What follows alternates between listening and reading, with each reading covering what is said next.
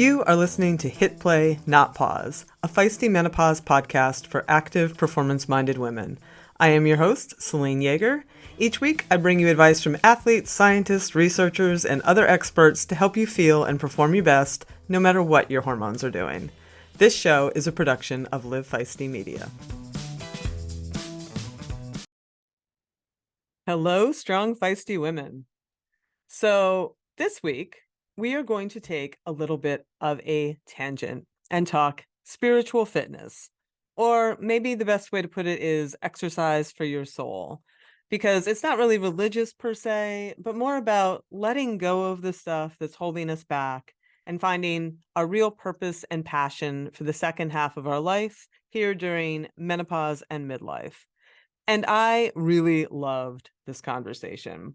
It's with a colleague of mine from way back in the day, Anne Alexander, who was one of my first editors at Prevention Magazine. She is also the author of 2 New York Times bestsellers. She's the former editorial director at National Geographic and a longtime yogi. I could go on and on. And well, after a series of what Lisa Hess would call life quakes, including losing her high-powered job, her marriage disintegrating, a bunch of other stuff, Anne ended up becoming an interfaith minister, which honestly floored me when she emailed me and told me what she was up to. And she started this business called SoulCandy, where she brings together her decades of training in yoga and now the depth of ancient spiritual wisdom traditions that she's been learning and studying and practicing as an interfaith minister to help people find peace and discover their purpose and to experience their power, especially at midlife. And she came in and met with our Level Up membership, and she took us through some of her exercises, and I thought, man, I have to have her on the show. And so I did, and we got into all of it. How we can end up getting stuck and dissatisfied at this time of life, what that's all about, and how to set ourselves free. And it left me with a whole lot to think about, and I hope you enjoy it as much as I did.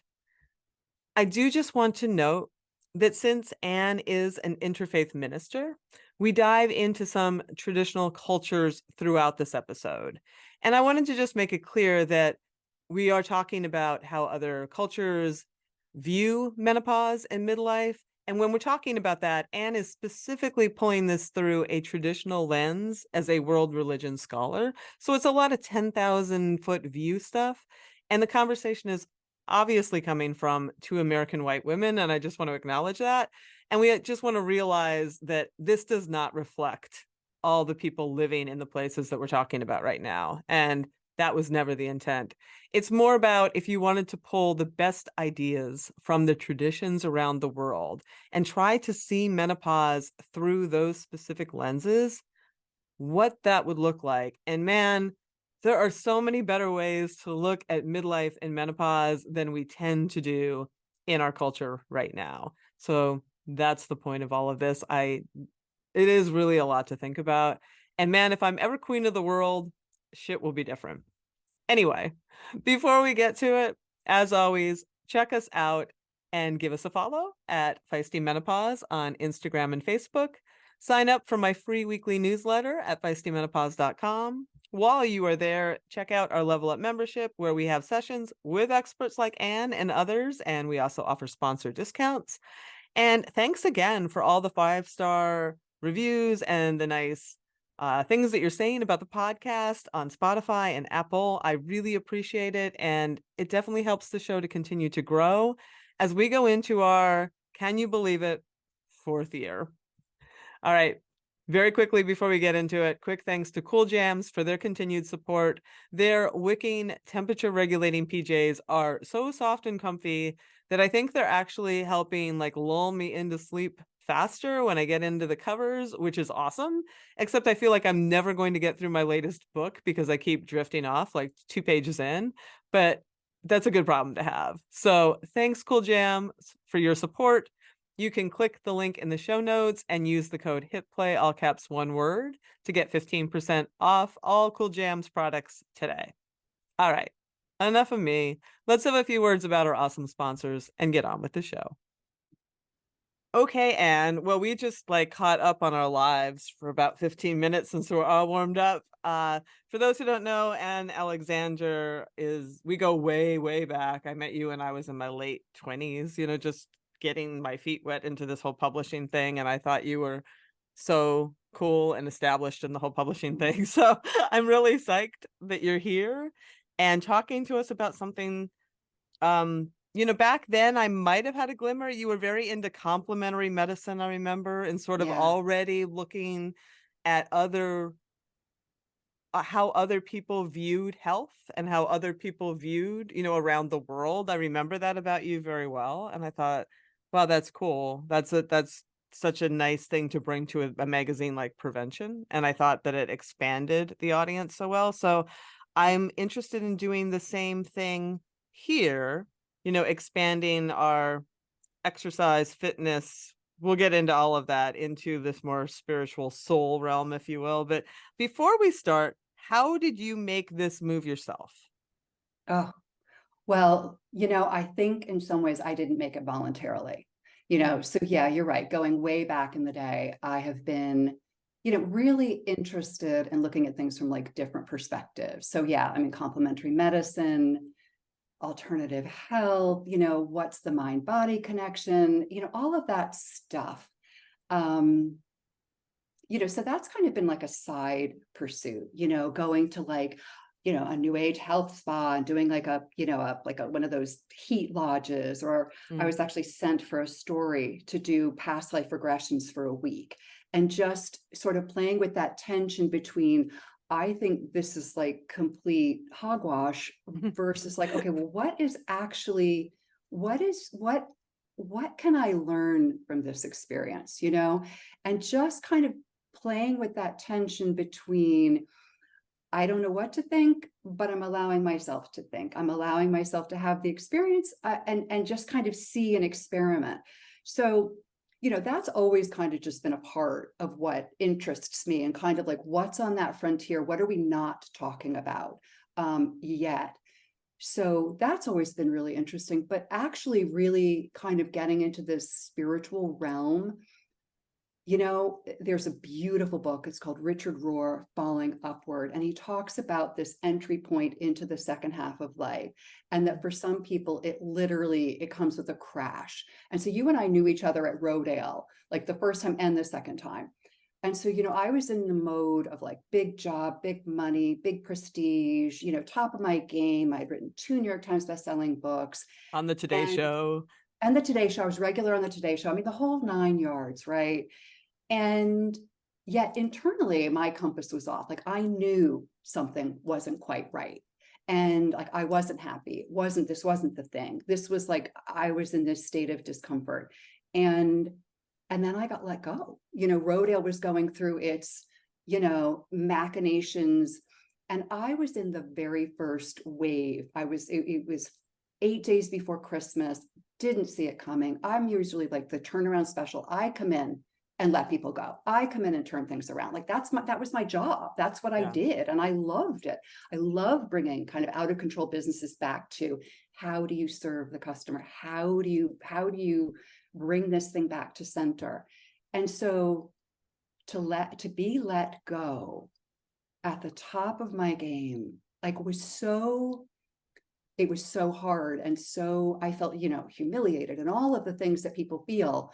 And I had just gotten a divorce and I had had a car accident. So all of the measures of control that I could count on, money, marriage, literally putting your foot on the gas and the brake and having the car stop. It was like everything was literally skidding. So, old me would have been like, well, let me just pack it in, go back to Washington. I'm going to go back to National Geographic. And I felt like, my life is what, like, when you fall down on a ski hill and it's called a yard sale because your shit is like all over the They do that on mountainside, bikes too. We yard sale right? on our A yard bicycles sale. too. My life was a yard sale. And I just was like, something's got to give here, and I was divorced. I still had to pay, I had to pay the mortgage and, I had to take care of 3 kids and, blah, blah, blah. So, I kind of went into this whole spiritual realm kicking and screaming. And, and it's like, life just throws you so many fucking marbles, and like you can't get upright. You just can't, and you're just all over the map. And so I decided that I was going to just kind of figure this out. So I went to, I started consulting just to pay the bills so I could have like time. And my life just literally fell apart. And so I kind of got into it that way and started doing a lot of deep reading, a lot of deep meditation. I'd always been practicing yoga. I'd practiced yoga for 20 years. I've done meditation for 30 years.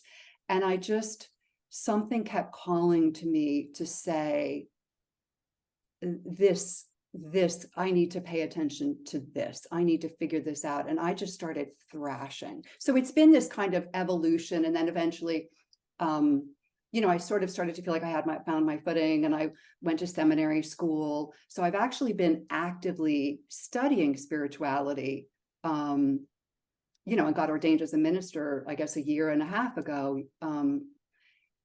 But it's been always in the back of my mind and kind of more and more at the forefront of my mind. So that's a really long introduction, but I think in some ways it's just really honest. And I think it explains in some ways where a lot of us are at this sort of midpoint in our lives, Yeah, definitely does. And just because it's a little hole that I feel like we can fill, because it's also important for this audience, is that you were also you were a cyclist when I met you, and Yeah. you also told me you did crew. Like, what is your sort of like physical life look like? Oh, that's such a sweet question.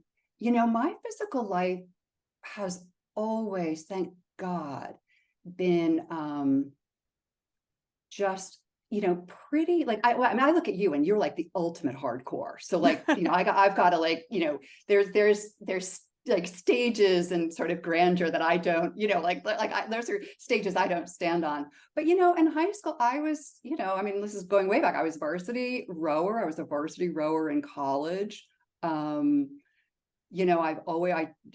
been a runner. When I was cycling, I was at Vogue, and then I decided to quit my job and I took a bike trip around Europe. And so when I came back, my thighs were like Christmas hams. And then I was like, I'm going to get into racing. And so I did whatever it is, amateur racing. I was in Central Park. And so there's like a Central Park team there. And it was just, it was fun. So I did competitive cycling for a while, just, at a really like, whatever level. Not like paid for or sponsored or anything, just fun weekend stuff. And then, and and long distance cycling, long distance everything. And then when I had kids my son was born in London, my daughters, I have twins, they were born in Warsaw, Poland. And I was married at the time. And my now ex-husband worked all the time. So any sort of opportunity to get out and take a run, go for a long bike ride, it was just nil. So I got really into yoga because it was something I could do and not leave the kids home alone. And so I started a yoga practice and got really pretty serious about it. And if like different schools of yoga, there's something called Iyengar, which I is know that pretty one. hardcore. Yeah. And so that's what I taught. That's what I learned in Poland. That's what I practiced, went to school or, classes at Unity Woods down in Washington, D.C., and which is like, top ranked. So, my sort of affair, if you will, with physical health and exercise and sports is pretty intense. Like right now I teach yoga. I'm a yoga instructor, teach meditation, so I'm just like, I take it seriously, and I love it. Not because I'm like competitive. I have to work against my competitiveness. You have to like stay on your mat, and that's always hard for me. But anyway, so no, I love all that. I love all that still. Excellent. My goal is I want to be one of those little ladies who can stand on her head. I'm sure you will. I have all the faith. I don't know. I'm still working on it. That brings us, I think, very neatly to where I'd like to sort of open the door on this conversation of soul work in this audience. We talk a lot about hormones. We talk a lot about like the collision of menopause with midlife, and sort of psychologically and physically what this does. I hear from a lot of women who, they've been very competitive and they've always done, whatever their sport is in a certain way. And they hit this place where all of a sudden they feel like they've lost their mojo or their motivation, or it's not doing it for them anymore. And, they often start beating themselves up and they feel bad and then they want to quit, but then they feel bad about that. And yeah, hormones certainly, and I've done whole shows on it. Hormones have an impact on that, and that is 100% true. I've also had the sensation within myself that there's something else at work there, that, for myself, when I hit that point, I did not necessarily quit sport, but I took a step to the side and started doing my sport in other ways while I was trying to figure out why the ground was moving underneath me and get solid footing again. And it was really just this calling to a higher purpose outside of podiums for myself. I mean, Yes. that is what it was, just so strong. And I'm like, Yes. does this mean I'm just like just giving up? Am I just being like, is this just an excuse? Am I just making excuses because I'm not so fast? And like, and it really, I mean, when I listened, it was just like, no, that's not true. So I'd love to Right. hear your thoughts on this thing that happens. Oh my God, you said it so beautifully. Your calling was to a higher purpose than podiums. Like that's it. Like that is exactly it. And the thing is, like in our culture, we just don't talk about it. And I think because we have such a consumer-centric culture, it's like we're buying, buying, buying things. And then like we've now made aging this horrifying thing. Oh my God, you don't want to age. Let's sell products around anti-aging. And so we're kind of on this like, Lucille Ball in the Chocolate Factory thing where it's like, oh my God, don't go into the thing, and it's like, that is so unnatural. So when you look at like different cultures, they understand or they have accepted that this is this natural transition that, and I'm going to talk about women specifically, go Hmm. through. So if you look at like ancient Chinese philosophy, understanding spirituals, and the Chinese call this period of life the second spring, which is such a different way to frame things, because what they talk about, it's so beautiful. Like we have, they talk about blood as this, like more than just like the blood that's in our veins, right? The blood is like our life force. So that's how it's, understood according to Chinese philosophy. And for women, when we're at this kind of, like early, childbearing years, the blood is going to our uterus and it's going out into the world. We are building, creating, making. And that as we hit this age, whether it's in your 40s or your 50s or your 60s, whatever it is, because again, it's not physical blood. It's not just like menstruation. The blood doesn't go to the uterus the same way anymore. The blood goes to what's called, your heart, which is the home of what they call your Shen. And your Shen is your spirit. So what is nourishing you is no longer producing, creating, having children, those kinds of things, which isn't to say life is only about having children, but it's a different, the life force energy, it's no longer directed outward. It's now directed inward in this nourishing, heart-centric way. So when you talk about that higher purpose beyond podiums, that's exactly it. Because the podium is kind of representing these external goals and this achievement, which is all, fabulous. And it doesn't mean you can't achieve and be on podiums in your later life, but the priority shifts. And it's a very natural shifting. And what's very, very disorienting about it is that it's like you're going from an externally driven world of like, I want this, I want the job, I want the money, I want the house, I want the car, I want the bank account, I want, which is all natural. I mean, you look at the Hinduism is the same thing. They have the same sort of philosophy, which is you go from a householder phase, which is all about acquiring, to what they call the forest dweller phase, which is about winnowing down your things, going off, secluding yourself, and really focusing on what is central and what is internal. And the thing is, finding that internal takes time, and it is a completely different way to navigate life. So you sound like you have managed this transition beautifully and intuitively, and to be able to recognize not podiums, more higher purpose. God bless you for arriving there, because so many people don't. It's like, and I think for highly competitive, achievement oriented people, it is incredibly disorienting, because you're no longer navigating with you, your like your physical eyes, these outside achievements, these hallmarks of success, all of these things. They're still lustrous and alluring and attractive, and we want bank accounts, and we want cars that work, and we want a house that keeps the rain out. I mean, we still want some of the trappings of like real life, non-forest dweller. We're not living in caves, but the metric becomes incredibly different. And that ability to both tune out and tune in, that's that critical juncture. And we don't talk about that in this culture. I mean, a couple of people do. I've mentioned Richard Rohr, gorgeous book. Some people have really tuned into the poetry of David White. It's a beautiful work that you can listen on Audible. It's like, what's it called? It's Midlife and the Great Unknown.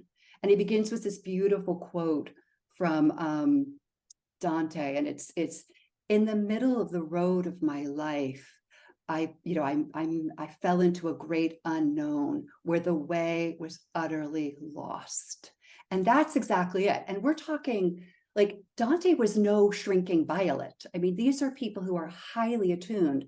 So I feel like for your audience, this would be especially discomforting, disorienting. Like it's like these are people who are used to, getting what they want and having guideposts that say, well, this is, you want to be X, you do Y. You want to get this, you do that. And suddenly, like well, what do I want is different. And the how do I get there is different. And nobody's really talking about it. So it's an extremely confusing time, and then as you said, there's like, well, do I give up? Well, nobody wants to just give up, right? And then you keep banging at it, and that's like doesn't feel satisfying either, because you may keep achieving, but how satisfying is that? And it's really because your internal compass has completely changed, and that's a natural part of why we're here. This is actually the invitation to why we are here, because you move away from external achievement again, which is this necessary part of life, to this internal, like, okay, got it. Now, you're really focusing on, what the Chinese would call like that Shen heart work, or what I would call your soul work. So getting to that's the beginning of this next new adventure, if you will. I love everything you just said. And I appreciate the appreciation that you gave me for working through this. I will say it was not without tears, self-pity, all the angst, I mean, there was plenty of that. There were plenty of times I'd be on a hill that I used to be able to fly up and like literally crying, just like what. And when I got laid off yeah, from Rodale, yeah. I felt like a big tree that had fallen over in the forest, and I didn't have a clue how to get back up. And it was like everything that I had counted on, like, and even then, even when I could sort of envision myself propped back up, well, okay, I could go get this big job and this money and it's like somehow it didn't fit right. Like I thought about wearing those clothes, and even though the external would have been right, the internal didn't feel right. It's And so funny. dragging three kids to go do that seemed Yeah. really stupid. It's funny you say that, because I was very parallel to that. I did find ways to change my train, like do the physical things, right? To change my Right. training and make adjustments that, I'm not going to get stronger and faster until you put me, cremate me and throw me into the wind. But I am, but I was able to sort of feel like myself again and make, get my ground again in that physical sense. But then I still didn't have that part, it's still like, okay, well, that's great. But like, I stood on another podium at like 50, and I was just like, okay, that just still wasn't as satisfying as I want it to be. so I took a step parallel again and kept going, started this podcast, started thinking, started just sort of exploring, like, what is this all about? Like, why do I want to continue to go to events? And I didn't want to stop racing, but I wanted to stop being so competitively driven. So it really just became, and it was just an evolution. It wasn't like a light bulb at any moment, but it was a slow evolution of, I want to do this because it's a celebration that I can, and I want to make Mm, this vessel as strong as I can so my spirit can soar. And that is mhm, really like when I did the half Ironman, everyone's like, why are you doing this? I'm like, I'm just drawn to it because I love how I feel when I feel like I can. And mm, that, and it made that even though I didn't stand on a podium there and I had no aspiration to, it was such a joy. The whole thing was so joyful. The training was joyful. The experience was so joyful. I got to the end and people like, how did it go? And I know that they wanted me to tell them my times and I didn't even know them. I did have a really great bike wow. split. I will tell you that. Like the bike, I was like, okay, I flew on the bike and I feel really happy about that. And that's okay. But like the rest of it, I was like, where did I come in? I'm not really sure, because it was just it wasn't about that. I achieved so many things that I wanted to achieve along the process and in the completion of it, that it was enormously satisfying. And I'm like, Yeah. and now that I'm I've understood like what the why is for the physical stuff and I'm doing that sort of like other purpose work, it just opens up all these possibilities of Right. connecting that physical part of myself, which is integral to who I am. I'm Right. happiest when I'm in motion, but Right. like putting it towards that other stuff that I was sort of just leaving behind before. Mm-hmm. Mm-hmm. Right. Interesting. That reminds me, I'm like a walking library. Um, there is a beautiful book called Let Your Life Speak, which is by Parker Palmer. I don't know if you've ever heard of it. It's called Listening for the Voice of Vocation. And it's so interesting because what you're saying is you've arrived at this place through this kind of difficult stumbling where like different aspects of your life are now actually integrated, so you've had the things that you sort of had put aside and like focus on the physical, but it was still part of you, so it's now like in this kind of integrated kind of giving forth kind of way. It's so interesting because oftentimes, again, first half of life, we think it's about like, what am I going to do with this life? What am Mm. I going to do? How am I going to commandeer it and make me and it? And we're going to like, force like leading the charge. And it is, I mean, this is what we're doing. Like, I'm not putting it down. I make fun of it just because I like to kind of be able to objectify it and say, well, oh, yes, this is what I'm doing. But actually, as you sort of approach this midpoint, it's really asking the question, what is the life that wants to live through me? And what you're describing is like this beautiful physicality and also this like sharing, this creating community, which you do through your podcast, of helping empower women and opening up doors and creating this ability to be open and honest and real and kind of allow not just yourself to go through this learning process, but allow Right. like lots of other women to share along with you. And that's really, I mean, that's like amazingly beautiful, right? Because you think about what you were doing at Rodale with writing books, it's very similar, but both were solitary. Like you had your sport life, it seemed, and you had your like writing books life. And now it's like you've melded those in this sort of more communal kind of way. Anyways, Oh yeah, and even the books, like my life was always kind of nicely, once I started working for bicycling, it was nicely married, but like the books I wrote were like get fast. Like, like it was very very oriented toward a very specific thing. right, That right. that I that and I've always been kind of, actually, to be honest, and maybe that's why I didn't.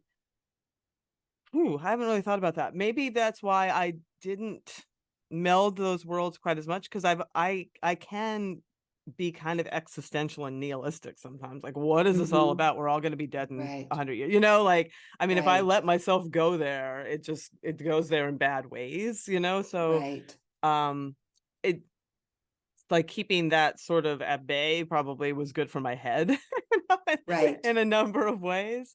Um, Right. yeah, it's That's interesting. interesting. I'm going to wonder out loud. if that would be a door you'd ever want to open. You know what I mean? And just allow yourself to explore it for a little while and see what happens, What you know, door when am I you're opening?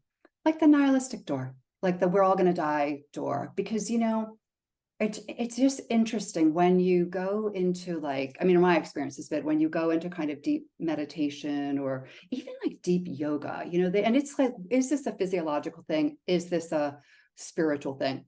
But, you know, you get to that place, there's a certain part of your brain and a certain chemical that's released that creates this feeling of oneness. So people debate, is this spiritual? Are you really communicating with God? And is that like, Right. is true? Or is this a chemical reaction? But it's a very pleasant feeling, you know, that, and it's very reassuring feeling that you sort of may sense. I'm sorry, I don't mean to like dime Oh, store no, your no, no, you're nihilism. talking. No, no, no, you're talking. And I'm thinking, you don't know that I open that door every morning in my life when I walk the dog. I open that door Right. like I am in that, I'm through that doors. And the problem with that door is that I like to know things. Yeah. And like, so, sort of with the Catholic part that is sort of lapsed, I'm like, Mm, maybe I'm going to hell. And that's not a door I want to open. And I talk right. to God. I'm like, I'm sorry for everything that maybe would send me to, like I'm a tortured soul in many ways Yes. because of that. Like I want to believe in this goodness of the universe and like being one, and I'm all into the stars and the like I metaphysical kind of like I'm all into it. And then I get to that point, I'm like, what if it's terrible on the other side? And then I get really Right. scared. Well, you And know there's a what? lot of horrible shit in this world. I'm like, what if we're already in hell? I don't know. Many people are. And this podcast could go off the rails I in a know, hot I know, minute. I know. So, I know. Well, you know what you know what I take great heart in is like a lot of the near-death experiences that people have had. hmm, And it's so interesting when you really sort of look into them, and there are people who've studied them, and there are these really interesting parallels between, you know, recorded near-death experiences, how similar they are and how peaceful they are. And almost to a one, people who've had near-death experiences say it's much like their experience is much better, like that they have this sense of peace and they almost want to go there. And it's like, well, I feel, yeah. you know, anyway. So yeah, this podcast could keep going on, but I think that, At 3 hours later. yeah, right, exactly. 3 hours later, we, you know, you're finally saying hallelujah. Anyway, sorry. No, I think this is all great, and I appreciate you, and I appreciate because I know I'm not alone in this. Oh, You were with our membership, and there were people saying the same thing. They're just like, I don't know, I'm kind of lost, I'm well, fumbling. I think they're trying, but there's a well, I lot think of we've done I think we're living in a really awkward time, because this is my 2 cents on what's happening, is that, you know, naturally people are coming of age where this sort of first half, second half of life transition is happening, right? And there are people who never sense it. I mean, they're, you know, whatever. So let's just park that. There are people who are completely oblivious of it, and happily so. But there are people who arrive at this place where sort of the old no longer fits and they don't know what the new is. And so, you know, and I would expect your audience, who's highly attuned and highly aware of what's going on, you know, inside them, outside of them, around them. I would expect, you know, I'm not surprised that people were so open and feeling like that sense of cluelessness and confusion or atrophy, or I feel kind of good when I attend a church, maybe sort of, but I don't really know, like that sense of like, you know, just confusion and disorientation is so natural. So you've got that, right? So you've got all these people kind of entering this kind of age gap where this is a natural occurrence. And yet we don't have a lot of language around it. What we have is sort of like, you know, religion, which has really become kind of like the rules and the regs. You got to believe this, you got to do this, da, da, da, da, da.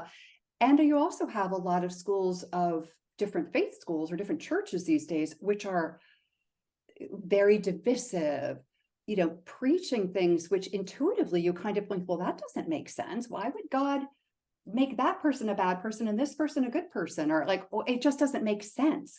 So this is where I feel a slight calling, which is something that I'm calling spiritual DIY, which is discover intimately for yourself. Like you have to sort of go inward to start to sort of say, oh, let me see, what do I actually believe? So that you're not engaging in this sort of groupthink, or looking at the group thinking and say, well, that's not for me. Or you're looking at this thing and say, well, they're telling me what to believe, but I don't really believe that. So you're in this rock and a hard place. Like, so your life is sort of navigating and shifting underneath you. And yet the sources which you would maybe normally go to for this kind of spiritual woo-woo, what's happening, there's another thing happening here that doesn't seem like what's always really been happening, those sources don't seem like they're very receptive and encouraging or open. It's kind of like, okay, well, check the box. This is what you got to believe. This is what you got to do. This is, and that just doesn't appeal to certain, to a lot of folks. So we wind up with this spiritual but not religious, or spirit. I think of people as spiritually curious. They're like, well, what is this thing that's happening inside? And so, you look at like faith traditions through millennium, and they're all saying the same thing, which is go within. Step one. So, step one is wake up. Like, wake up to the fact that there is this disorientation happening. The old ways don't feel like, those are really kind of doing it for you anymore. So that's like, that's why we're in this conversation. But then step one is go in. I mean, I think in terms of get going, right? So go in is step one. And go in is where you create that time for yourself. And you're saying you do this in the morning when you're walking. And some of the people in our, your membership group were saying they do it when they're walking, or they do it when they're practicing their yoga. And I think, absolutely, positively, 100%, if I can say one thing that I so strongly, firmly believe in, is having that quiet time for yourself. Because the thing is, we're talking about, you get into this kind of esoteric-y thing, like, what is spirit? Is there a spirit? This essence of who you are, this sort of quiet voice from within that people have talked about, again, for thousands of years, requires a certain quiet. So it's quieting the body, quieting the mind, and turning inward. And it doesn't happen quickly. We want to go to the ATM and be like, well, I'm putting in my quiet time, I want my answer. And that's not the way it works. There are so many layers. I think of it as almost like you're literally shifting your center of gravity. So you're shifting your center of gravity from kind of like an external, metric to an internal metric. And that takes time. And it also takes time to kind of, again, I love metaphors. So for me, the metaphor is like, if you think about an oyster, right? And you think about an oyster that has a pearl inside, but on the outside of the oyster are all of these sharp, crusty layers that have taken years to build up. And they're there because people have told you things, churches have told you things, you got to believe, you got to do this, and you're bad, and you're a sinner, and you're broken, and or, you're too much, or you're too little, or you're this, or you're that, or you're a whatever, like, all the labels that we put them on ourselves, they're put on us, whatever, plenty of sources of those really hard calcified layers. And what we're trying to do in this going in period is we're trying to shift the center of gravity from all of those old cruddy layers to this sort of like, oh, this is who I am. This is who I am. And this like inherent goodness, this inherent like curiosity, this inherent newness, freshness. Where do I beginness? Been there, done that with the other stuff. And the layers, the oyster layers can be great. Oh my God, you can have a million metals and a million great things, but they're still kind of oyster layers. They're these outside layers of things that you've done, or things that you've thought, or voices that you've listened to. And what you're really doing is getting down to that essence of who you are. And in order to do that, it takes time. It takes the ability to listen. I like to think about it as this very sort of active mindfulness. We talked about this, like mindfulness is great, right? I was content director of mindful.org, Mindful Magazine, and I love mindfulness. But I think it takes you to a place where it's quiet, because you're kind of like dismissing your thoughts and you're coming back to your breath. But I think that you can go even deeper. You can actually look at your thoughts and say, well, who am I? Let me see what I've been. Why did I make these decisions? What was driving me at the time? And, a lot of us have old stuff, like old bad things that have happened to us, which have created more calcified, hard layers. So letting go of those, dissolving those, allowing yourself to see yourself is this wonderful kind of period. And this is like the perfect time to do this. Do you really want to go through the second half of your life dragging around all these old, it's like Jacob Marley, right? With the chains. I hate these chains through my life. I mean, seriously, you want to go like through your second half of your life dragging your chains? No, I don't.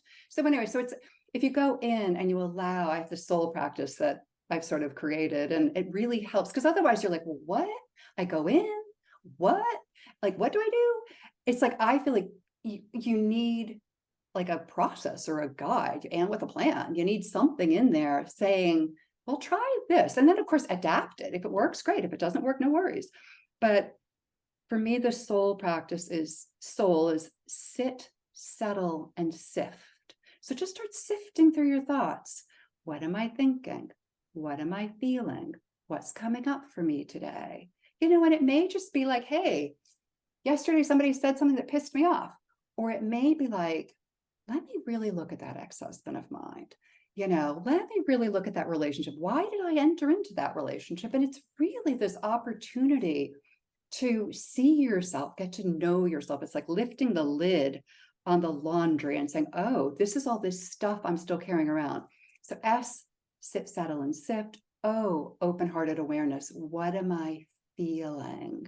Because sometimes when we bring up memories, thoughts, feelings from the past, it takes up a physical resonance in us, right? So sometimes we've had bad experiences, and it's like you can feel it. When you start thinking about something like that was maybe shite that happened to you, and your heart starts to, like, it's physically in there, and allowing it to come up, allowing yourself to see it, working with a therapist, releasing it, seeing it from a new perspective is so freeing. And it takes time. So, S-O, open-hearted awareness, U is leaning in for understanding with curiosity and compassion, and in the privacy of your own mind. It's not saying, well, what did I do that for? It's having that kindness. And suddenly you start to hear that voice, even that voice, that little mimicky sound of that voice that I just made, that was my mother, and who still rattles around up there, and you want to be able to identify it and let it go. So, and then L is like leaning in with like love, listening and allowing yourself to love yourself. And that's kind of going in. And then I don't know what our time is here, because I could keep going. The second step is going up, and that's opening yourself to this possibility that there is a higher power. And you might think, well, that's God or the universe or source. Sometimes I like to just be super practical about it and think about this higher power as like a source, like the sun, right? So the sun is this ever-present source that energizes. Like if you think about the leaf of a plant, right? The leaf of a plant like unfolds, or morning glories unfold, and they kind of have their leaves, and then the sun energizes photosynthesis, right? Energizes, I think, is it the electrons? There's some word for it. I can check that, but energizes some part of the cell, which this is the miracle, crazy miracle, biology of belief. It's actually really true. It energizes this part of the cell, which then instantly, through who knows, some sort of quantum physics, figures out what part of the plant needs that energy the most. And that is where the energy goes for the plant that day. So if you think about yourself as opening up to this spiritual photosynthesis source that is like giving you love, giving you that nutrition, giving you that encouragement, giving you that same kind of energized warmth, and just filling you up. Like for many of us who've been kind of grew up in traumatized backgrounds, we don't have a sense of love. You don't kind of look back and say, oh gosh, I was so loved and my parents loved me. I'm drenched in family love. Some people grow up without that. And so opening up to a source is a really healing process. So go in, go up, opening yourself up to that. And then again, I could stay here on this topic forever. That's where you start to hear the whispers and the nudges and the openness to the possibility. So you're not just repeating, oh, this is my old sort of cruddy layers from my oyster telling me now it's time to do this. It's like when you start to let go of those old oyster shells, you then really open yourself up to what's alive for me now. Like what's fresh for me now, And then the last one is, oh yeah, please do. I was just going to say, please tell us the last one. okay, We the have all the last time in the one. world for you. Okay, Go all ahead. right. Okay, so last one is the third step. So it's go in, go up, which is opening yourself up, right? And it's taking a bigger perspective, a higher perspective, and it's allowing yourself to be fueled with this, like, I think of it as love. Again, it's you can envision it as the power of the sun, which like literally fuels all of these gorgeous plants that we're surrounded by.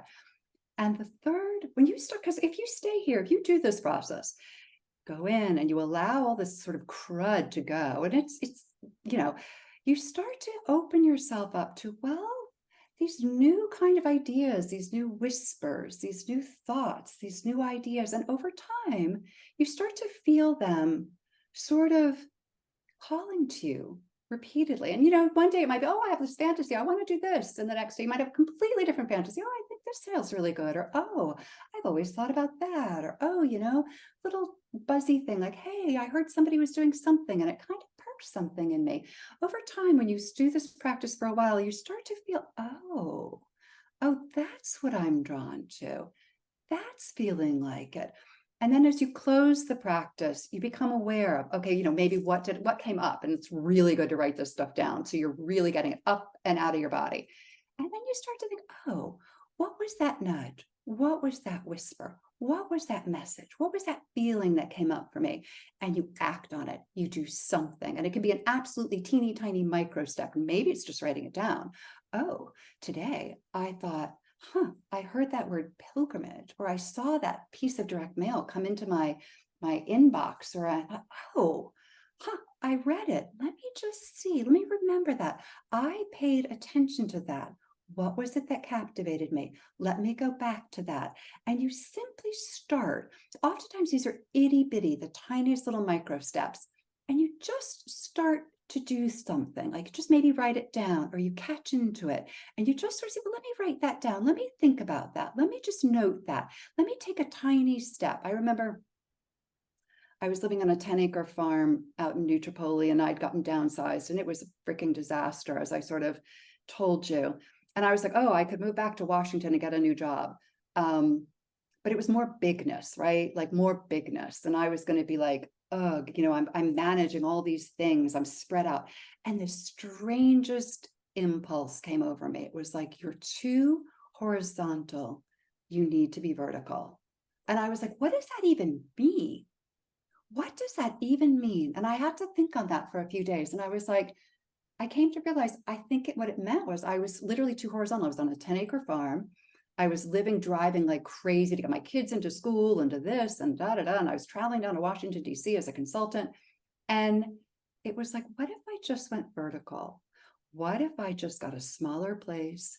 I focused more on what is really important to me. And, Gandhi talks about happiness is when what we think, say, and do are in harmony.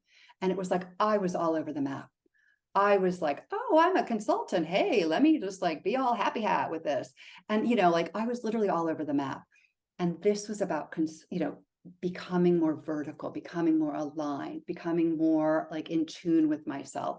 So, I was terrified, like, oh my God, how do you begin to pack up this massive property and everything? It took me all the courage in the world. That lady who does that one, what did Mel Robbins or something? 5, 4, 3, 2, 1, bang. Yes. I was like, I'm gonna Google real estate agents in my area. And that was like my micro step for the day. And I just Googled, you know what I mean? And I have this thing, it's called my dream jar. And every time I take an itty bitty little teeny micro step, I put a teeny weeny little piece of paper in, and it's like my little visual measure that says, yes, I'm taking a micro step. I'm concretizing it. And, we can talk ad nauseum, like there's all sorts of thoughts about energizing that. Or if you read Rumi, what you seek is seeking you. So when you start to sort of say, oh, this is what's calling to me, you're seeking that, and it is also seeking you. And the more you put energy into it and take a micro step and another micro step and another micro step, you're moving yourself closer towards that new opportunity. And it may be completely like, interfaith minister, are you kidding? Like, seriously? Me? Crazy. But it again came to me in this thought. I was like, what am I going to do next? And it was like, oh, interfaith, like I could be a minister. It was like this crazy thought that popped into my head. And I was like, well, that's kind of crazy. But then as I was sitting there and I was like, well, I like to think, I like to talk, I like to help people, I like to, kind of makes sense. Wow. And then I started Googling, where could I go to school? And it was like, oh my God, there's a school, like there's a seminary and I could go. And it was like the craziest thing. So, it wasn't like, oh my God, I'm going to quit my job and become a minister. It was like a little teeny weeny itty bitty step at a time that felt like, oh, I think I will do that. I'll give that a try. And it's like playing Marco Polo. Like, oh, does that feel more right? Or am I getting warmer? Am I getting cooler? So that is the way I have found, because this is new territory, and you're navigating and stumbling and wondering. And the old way of, oh, I'm going to go do that, doesn't really apply. And last thing I'll say, and then I've been on a streak, I'm sorry, is this process of revelation, which is like, I know, like a heavily Judeo-Christian word, so forgive me. But what's really interesting is the idea of something being revealed a bit and a bit and a bit. And that's the realm you're in this second half of life, is trusting that the next breadcrumb will appear and the next breadcrumb will appear, that you don't get the whole enchilada, you get a little bit, and then you say, oh, this feels more right. So again, I think for your audience that's highly attuned to, what is my body doing today? How am I feeling today? What's going on with me today? How did I perform today? Like, they have the right skills for this new sort of way to navigate.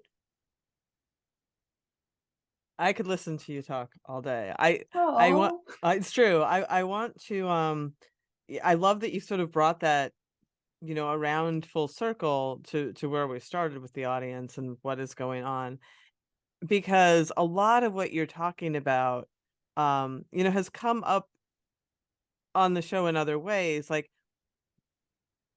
I guess what I want to say is that the benefit of this practice beyond the obvious is it's very liberating in many ways, and it also turns the stress down on you. Like, we have so much stress because we're fighting, there's so much resistance. And yeah. by going through this, I mean, I'm so relaxed listening to you. And when you find that path, and when you listen and you go through this, like, everything gets better. You have more energy for your training. Yes. You have more energy for your pursuits. You have less stress, which means less symptomology. That's been proven, Yes. scientifically in randomized controlled trials. I mean, it's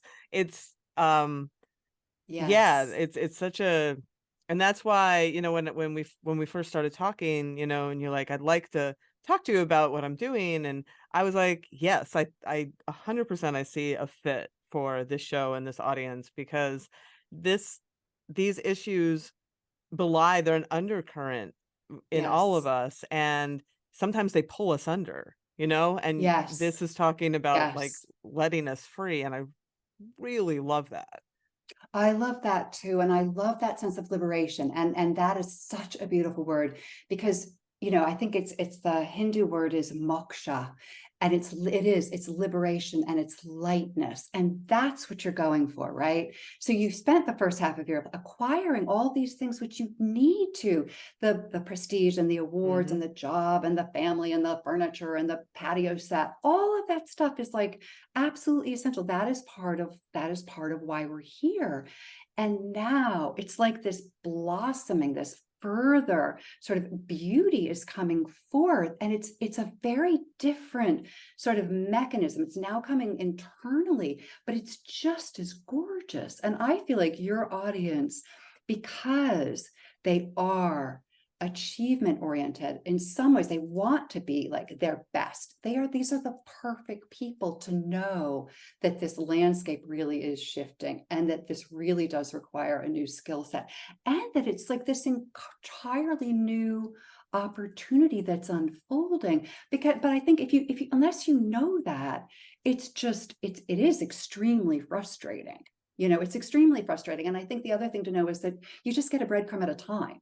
And part of that is trusting this process. And I've always heard people, oh, trust the process. And you're like, well, yeah, I'll trust the process when I see it works, or I'll trust the process when I know what the whole process is. And it's very humbling. It's very humbling. And I think that's why a lot of us arrive here with this sense of like, well, I've tried everything else. And those tears that you described on that hill as you're biking up, and you couldn't do it as fast as you could. And it's like there's a very necessary humility, and it's the word humus actually comes from the earth. There's an earthness to this, a groundedness, because it's like there's a listening quality, and there's like you're not going to get there by being all like high and mighty about it. In fact, that, like me, you're going to be this big old tree that fell down in the forest. And it's like, well, get comfortable, because that's exactly where you need to be, is in this sort of humbled, like yard sale method. Like, you've arrived, congratulations, you're a complete mess. Yay.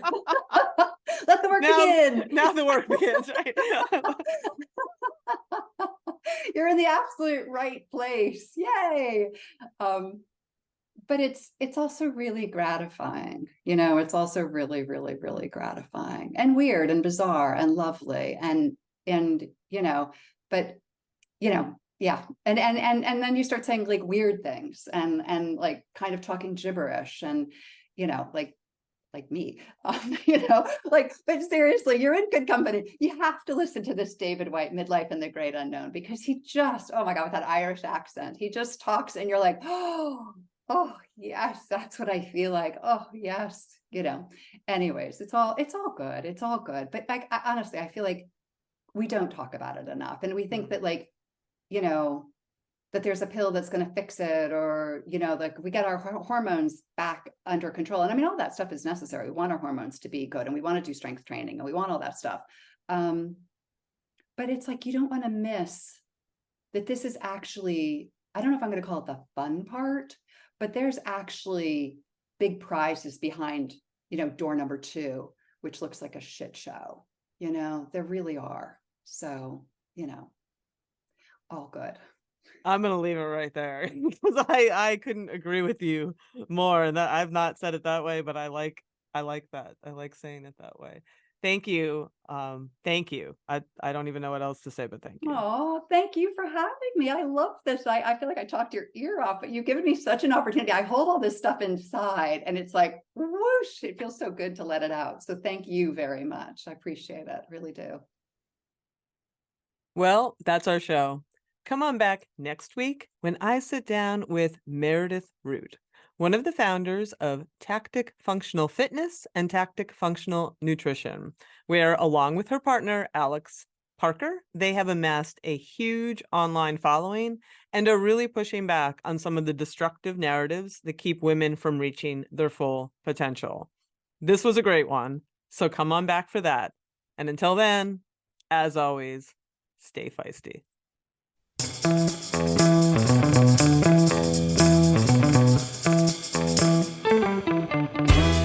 You've been listening to Hit Play, Not Pause, a feisty menopause podcast for active, performance-minded women. I'm your host, Celine Iyengar, The show is edited and produced by the strong, talented, and amazing women at Live Feisty Media. Follow us on social media at Feisty Menopause, and please help us spread the word. Screenshot and share this episode on your social media channels with the tag @FeistyMenopause. Share the show with your friends, and please subscribe, like, review, and rate this show wherever you get your podcasts. Word of mouth and good reviews make it easier for other listeners to find. Thanks for listening, and as always, stay feisty.